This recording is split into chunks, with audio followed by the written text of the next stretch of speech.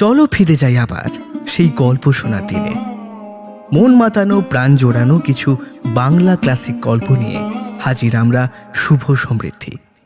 বাংলা সাহিত্যের অফুরন্ত সম্ভার থেকে তুলে আনা আমাদের প্রতিটি গল্পে থাকবে অদ্ভুত এক মায়া ও আবেগের স্পর্শ।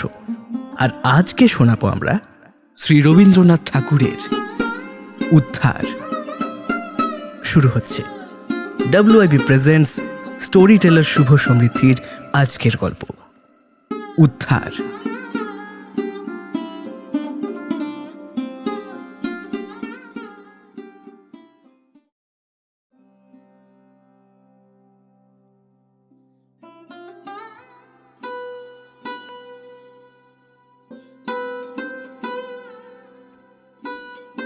গৌরী প্রাচীন ধনীবংশের পরম আদরে লালিত সুন্দরী কন্যা।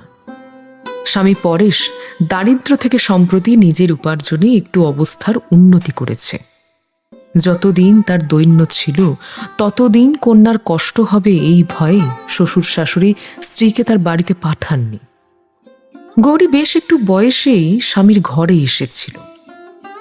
মনে হয় এই সব কারণেই পরেশ সুন্দরী যুবতী স্ত্রীকে কখনোই সম্পূর্ণ নিজের আয়ত্তে বলে মনে করতে পারতেন না, এবং মনে হয় সন্দিগ্ধ স্বভাব তার এক ধরনের মানসিক রোগের মতো ছিল।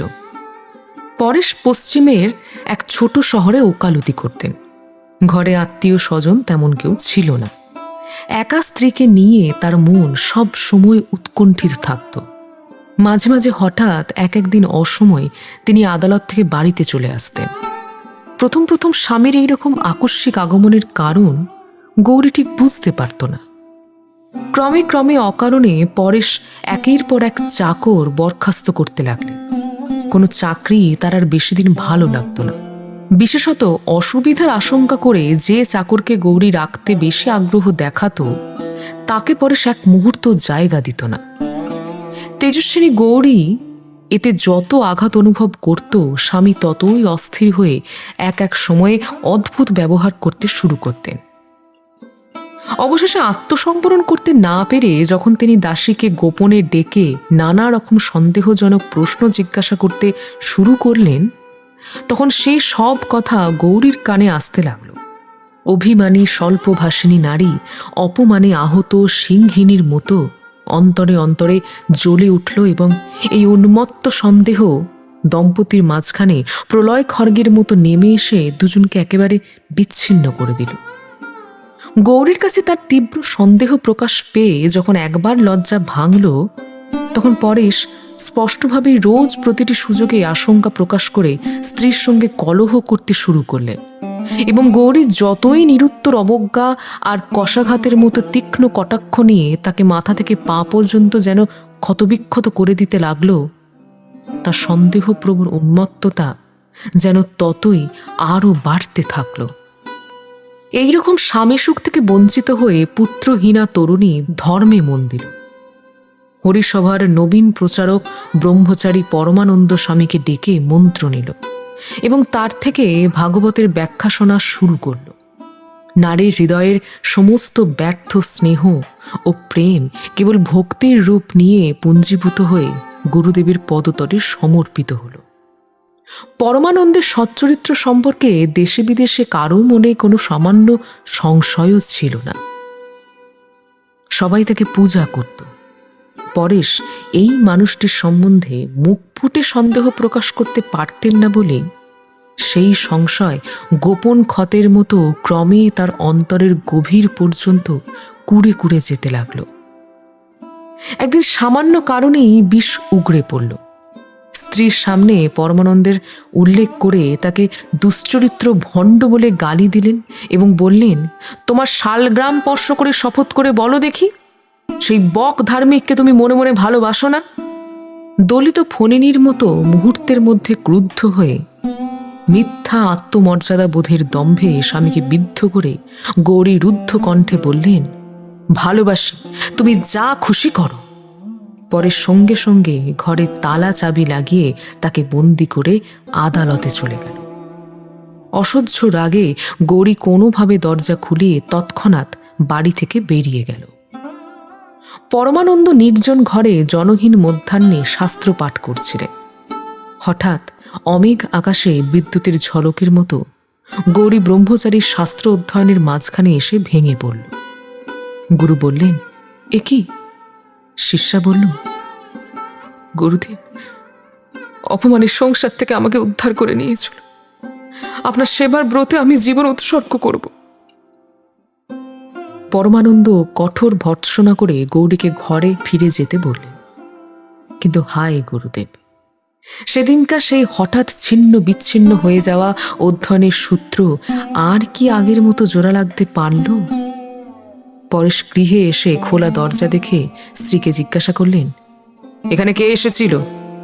স্ত্রী বলল, কেউ আসেনি, আমি গুরুদেবের বাড়ি গিয়েছিলাম। পরেশ মুহূর্তের জন্য ফ্যাকাশ হয়ে পরক্ষণে রক্তবর্ণ হয়ে বললেন, কেন গিয়েছিলে? গৌরী বলল, আমার খুশি।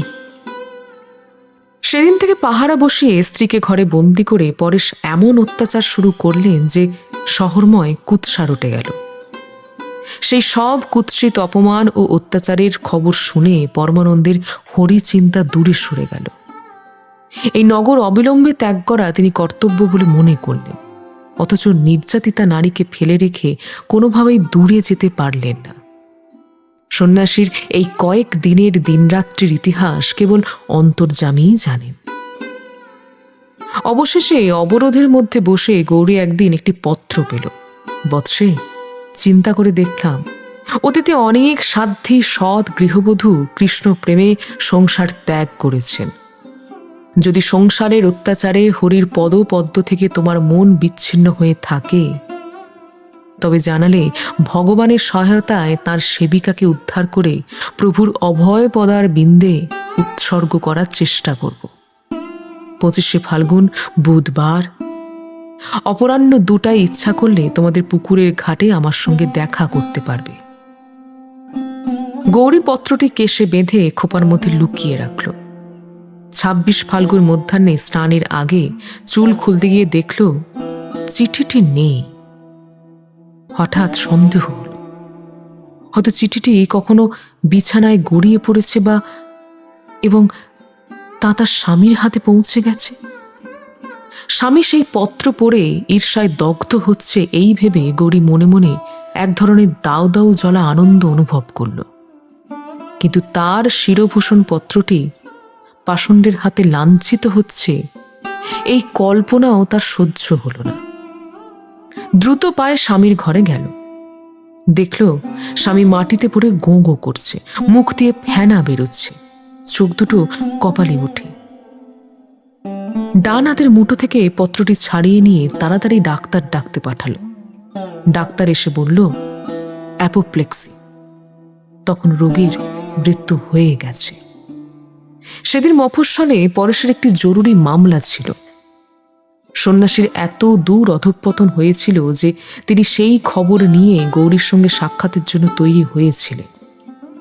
সদ্য বিধবা গৌরী জানালা দিয়ে যেমন গুরুদেবকে চোরের মতো পুকুরের ঘাটে দাঁড়িয়ে থাকতে দেখল, সঙ্গে সঙ্গে বজ্রপাত দেখার মতো চোখ নামিয়ে নিল।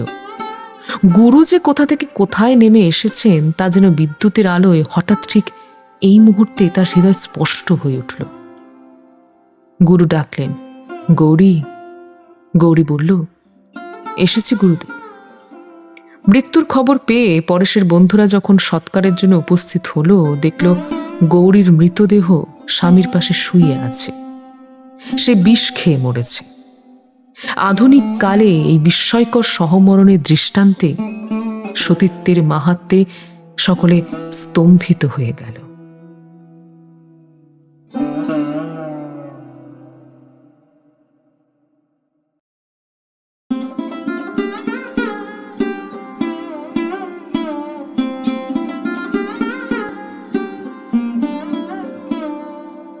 শুনলেন আজকের গল্প, শ্রী রবীন্দ্রনাথ ঠাকুরের উদ্ধার।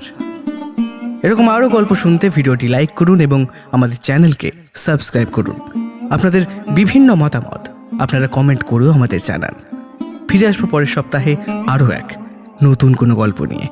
শুনতে থাকুন WIP প্রেজেন্টস স্টোরি টেলার। শুভ সমৃদ্ধি।